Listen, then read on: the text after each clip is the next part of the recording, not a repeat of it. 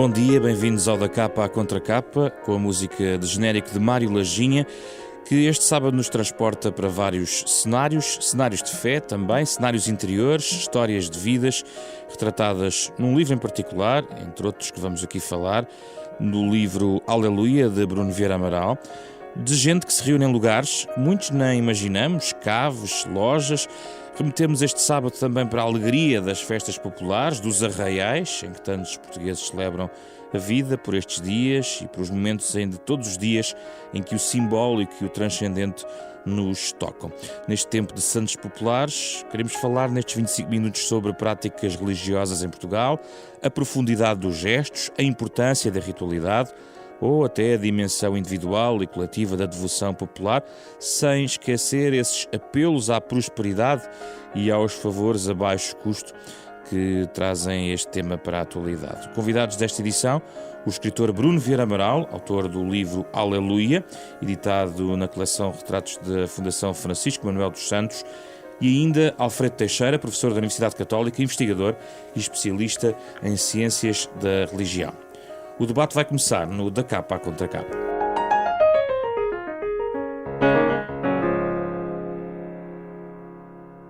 Sejam bem-vindos, obrigado pela vossa presença. Em tempos de santos populares há muito a falar sobre aquilo que se chama religiosidade popular. Talvez na nota mais técnica que eu vou pedir durante este debate, professor Alfredo Teixeira. Vamos lá só distinguir alguns conceitos. Há a devoção popular, há a religiosidade popular, há também o conceito de piedade popular. Como é que podemos encaixar estes conceitos nas práticas religiosas? Bom, esses conceitos podem em parte ser sinónimos.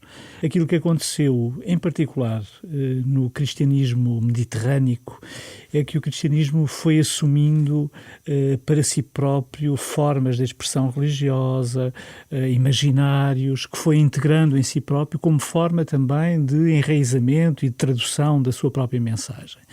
E isso depois foi-se configurando, enfim, em culturas locais, comunitárias, e nesse diálogo alguma coisa acontece que não se reduz de facto ao cristianismo, não se reduz àquilo que são as dimensões mais eclesiais, enfim, do cristianismo, mas que em todo o caso é um lugar de transação entre uma religiosidade vivida comunitariamente, enraizada num lugar, e aquilo que é uma outra coisa, uma grande tradição religiosa que não está presa a um lugar, que tem uma dimensão universal, mas que em todo o caso entra em diálogo com essa cultura local. Estamos a falar de ritualidades ligadas à chegada do verão, estamos a falar de santos populares, de quem se espera, enfim, coisas que têm muito pouco a ver com a sua própria biografia, não é? Portanto, claramente se percebe que o santo é a pele de uma outra coisa. Portanto, nesse sentido, estamos a falar de um fenómeno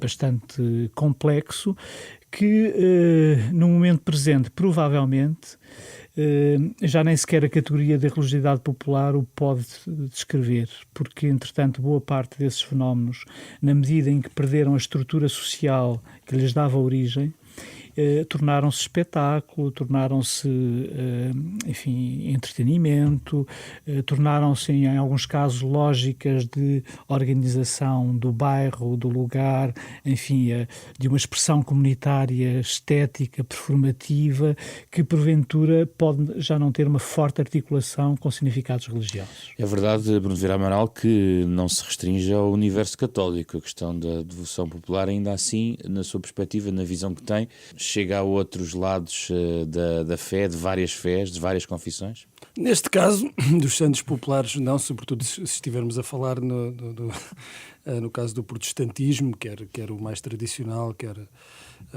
os fenómenos ligados ao neopentecostalismo. Portanto, no caso dos santos populares, eu diria que não.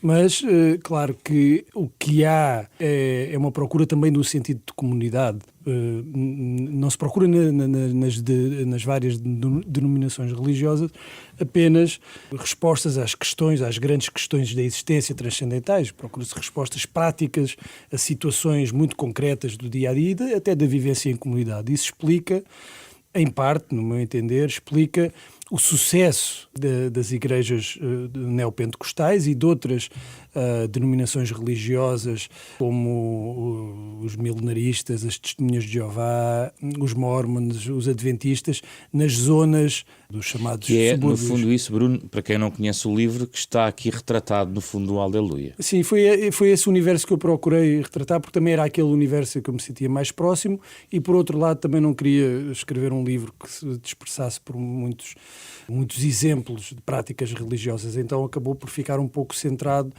no que eu diria, de forma lata, ser o universo das igrejas evangélicas em Portugal, acompanhando o trajeto de duas pessoas em particular, que sendo dois trajetos muito interessantes, são trajetos singulares, não são representativos do que se diria ser a comunidade evangélica. Ou seja, não há muitas pessoas com o trajeto do João Viegas e do Nuno Soares, que são os dois trajetos descritos neste livro, mas até por isso, até pela sua singularidade, eles são importantes para dar a conhecer a diversidade, o pluralismo de experiências religiosas em Portugal atualmente. Mas muito marcadas, Bruno, pela questão da prosperidade que se pede e que se apregoa e que quase que se oferece.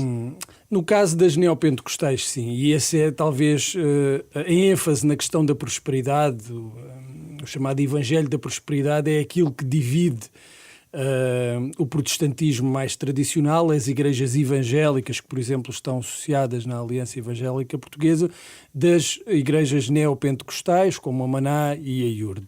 Portanto, e outras independentes que depois surgem também dentro dessa corrente. Esse é que é a grande questão divisiva doutrinária, do ponto de vista doutrinário.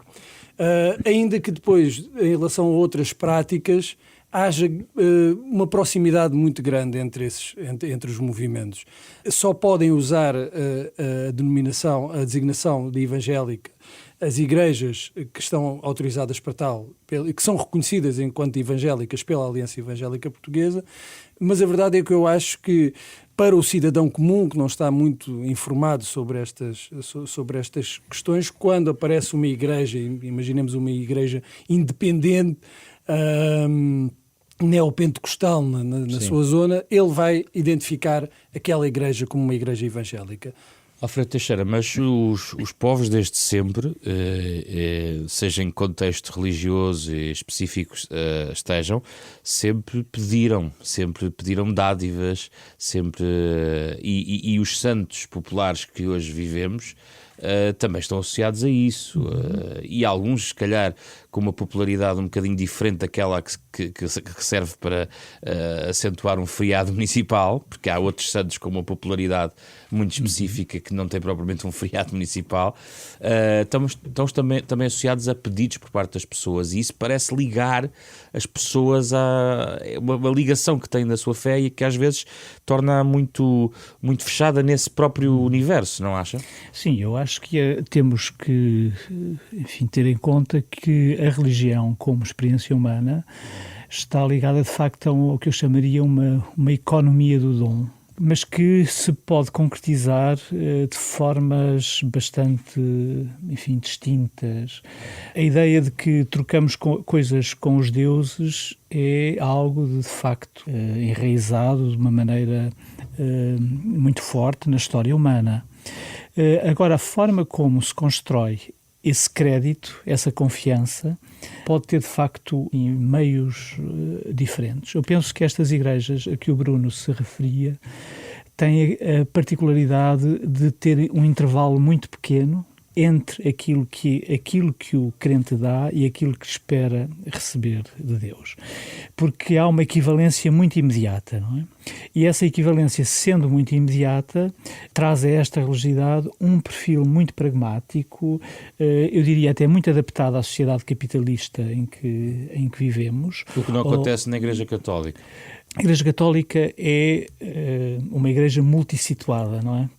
É difícil falar da Igreja Católica apenas a partir de um único... Uma coisa é, por exemplo, a economia do dom que acontece numa realidade como uma paróquia, em torno, por exemplo, da atividade sacramental, enfim.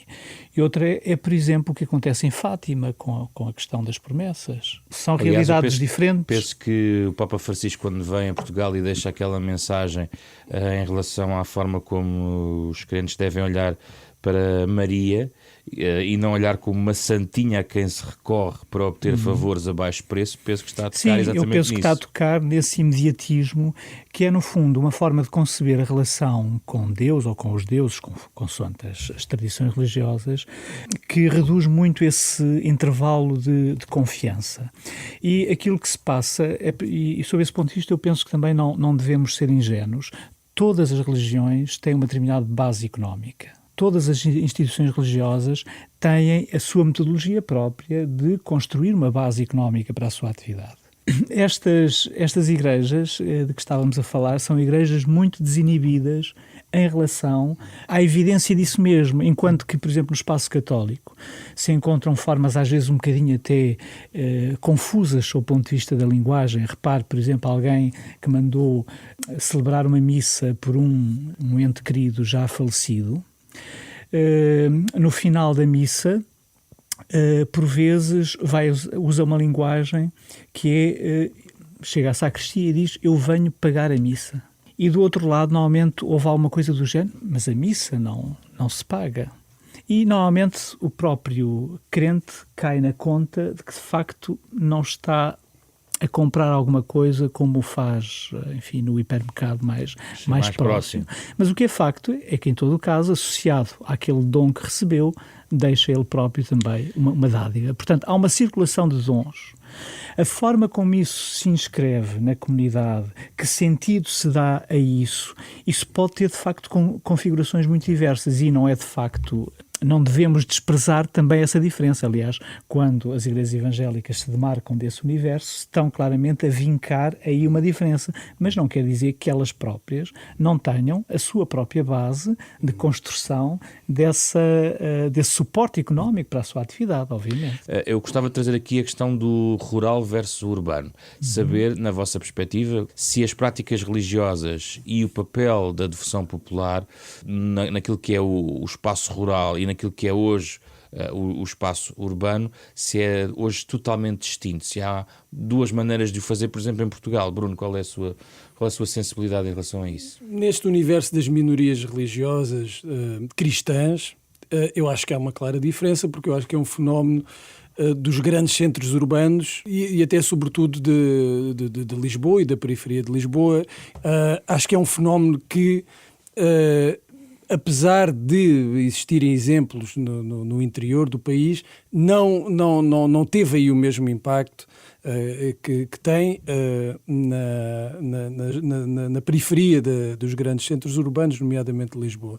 Isso terá que ver com questões não só culturais, não é? de práticas religiosas ou de apego à religião tradicional, tem também que ver com a situação de desenraizamento em que muitas pessoas se encontravam quando vinham para essas zonas, para essas áreas nos subúrbios, em que deixavam de ter os laços comunitários e também o apoio da religião católica, da Igreja Católica, à qual muitas dessas pessoas pertenciam, deixaram de ter essas redes de apoio e encontraram-nas nestas denominações religiosas, nestas igrejas.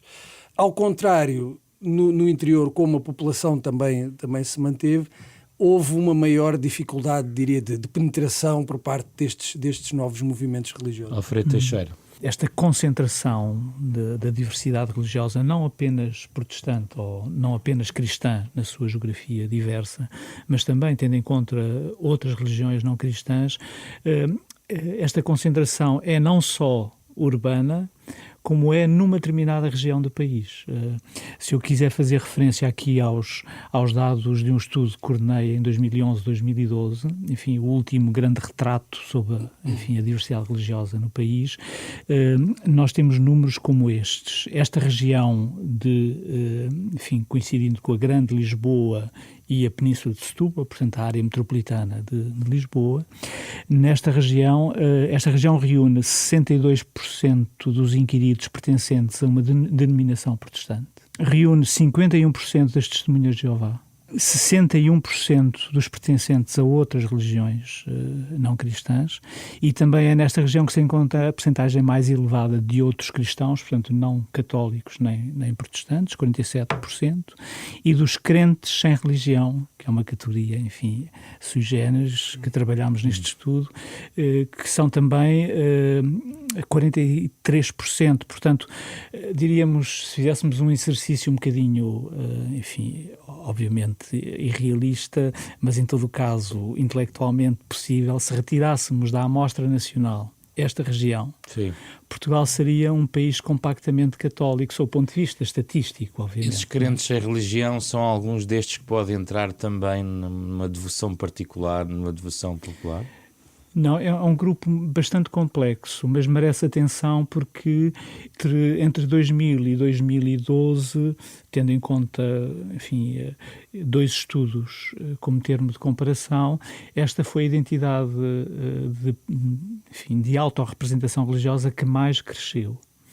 E é um grupo complexo porque é um grupo que biograficamente poderíamos dizer que é uma última periferia católica. São pessoas que tiveram, de alguma forma, algum contacto com uma socialização primária católica, mais ou menos, mas que neste momento se apresentam ou se compreendem como não pertencendo a qualquer igreja, a qualquer grupo religioso, mas não se identificam também com as tradicionais categorias de não crença, ou seja, o ateu, o agnóstico, o indiferente, e portanto, para eles é claro que há, sob o ponto de vista subjetivo, uma disponibilidade para acreditar, só que isso não é objetivado, não é? Alfredo Teixeira, mas quando falamos, por exemplo, dos santos populares, das festas populares, digamos, indo também até às festas que animam, por exemplo, o mês de agosto, no interior do país, estamos a falar de zonas particularmente abandonadas, diria quase,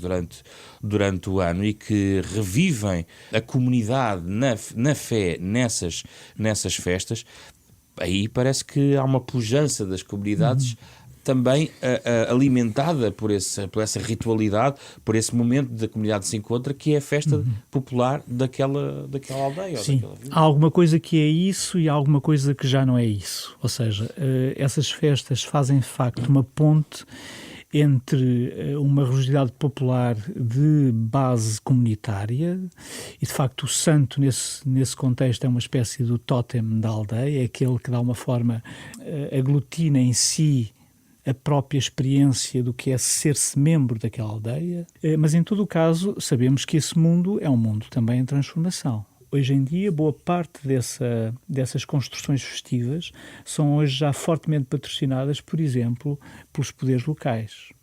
Em muitos casos, algumas dessas práticas são até reativadas mais por vontade de entidades que querem promover precisamente a região, a localidade, e que vão como que patrimonializar a festa.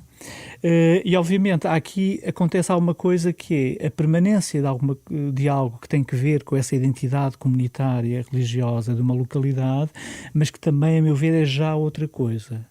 É já a construção de uma prática festiva muito mais próxima do que é a lógica moderna do espetáculo, ou seja, ainda a construção... assim interpela a Igreja no sentido de tentar puxar, porque há alguns lamentos que vamos lendo em relação à natureza menos religiosa dessas festas, são acima de tudo quase tudo, e depois há lá uma cerimónia, essa sim existe e devia ser o centro da festa.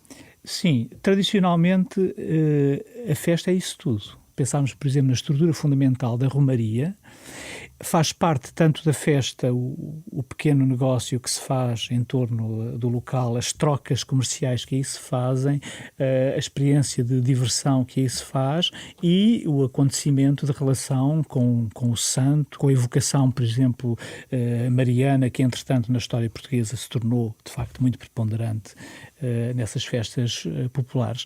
Mas essa sintaxe hoje está claramente a sofrer transformações.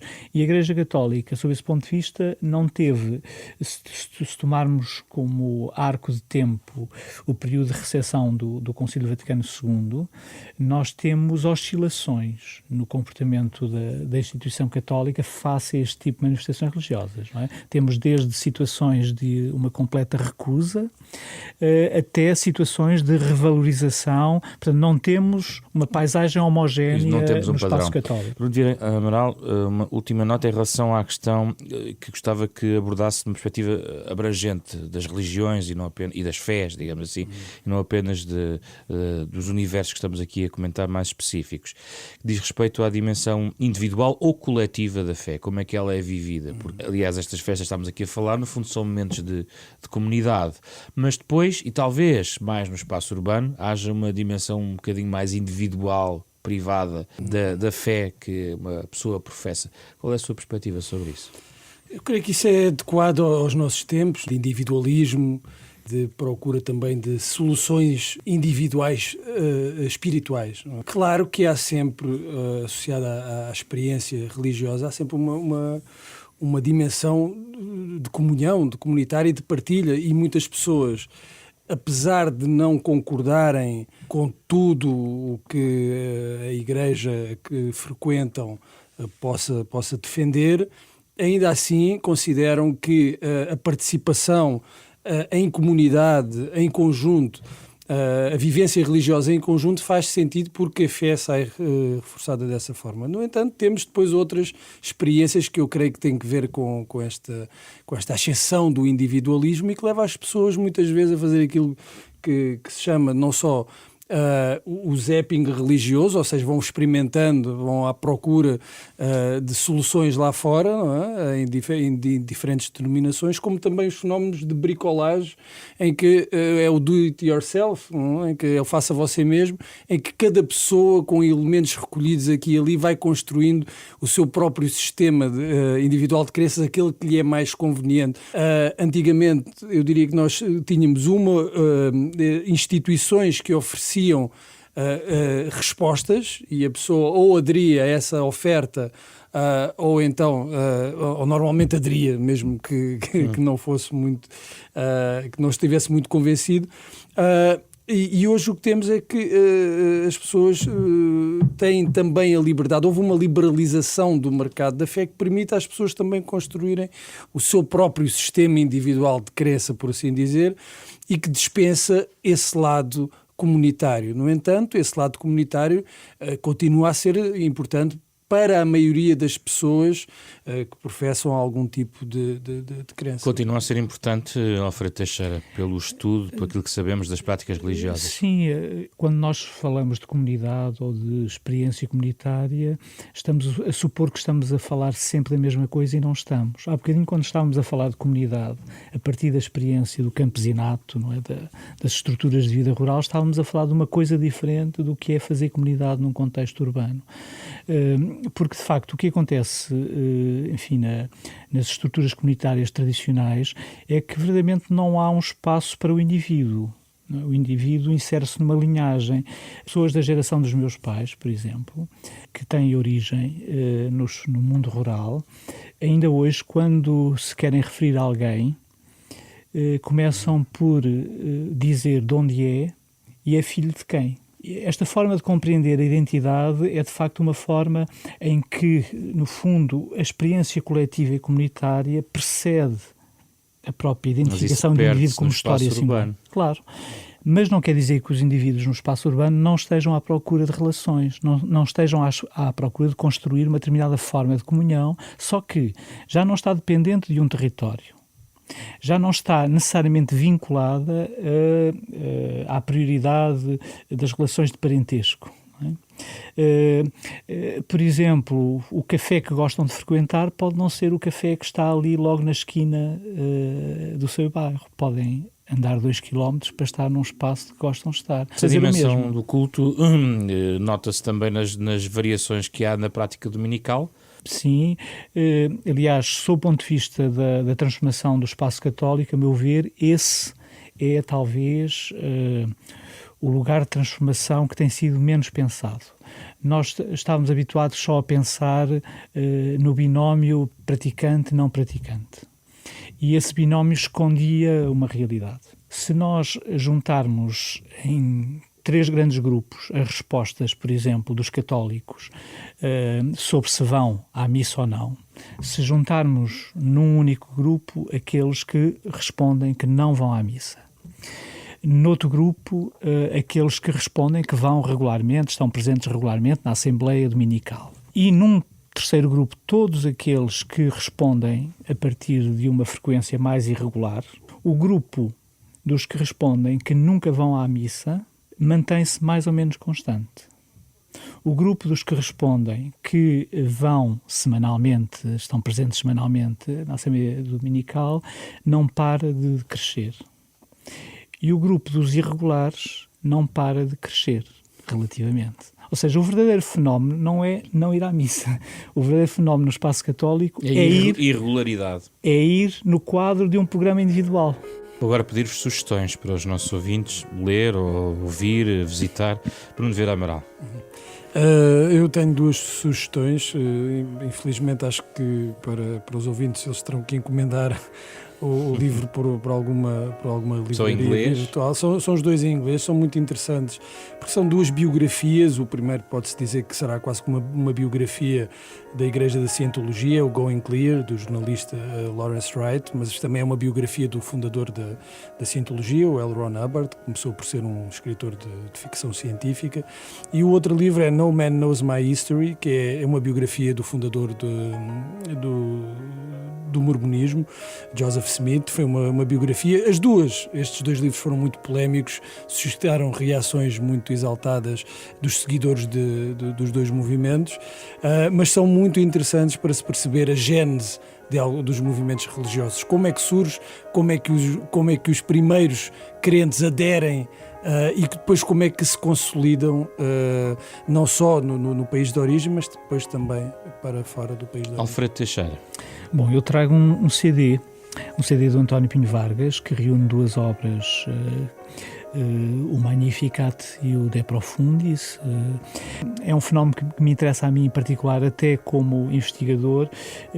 Os criadores, enfim, no contexto das artes que se fazem hoje, são, em muitos casos, transmissores de uma memória religiosa e fazem-no de uma maneira independente em relação às igrejas, aos grupos religiosos, mas em muitos casos apelando de uma maneira, a meu ver, muito crucial àquilo que é o centro da própria mensagem, àquilo que talvez seja até a dimensão mais universal daquilo que são as vivências numa determinada tradição religiosa. Eu creio que a obra do António Pinho Vargas é um bom exemplo disso. Nós estamos a ouvir em fundo o Mário Lajinha e há uma história interessante, porque no dia em que nós registámos este genérico final que estamos a ouvir, Mário Lajinha cruzou-se exatamente com o António Pinho Vargas e espero que tenha sido inspirador em relação a esse momento. É o fecho da Capa Contra Capa. Obrigado pela vossa presença, Bruno Vieira Amaral, Alfredo Teixeira. Nós vamos regressar na próxima semana com outro tema, mas pode sempre recuperar esta conversa em rr.sap.pt, em podcast, pode descarregar, levar consigo esta conversa de 25 minutos para qualquer lado do mundo. Encontramos então na próxima semana.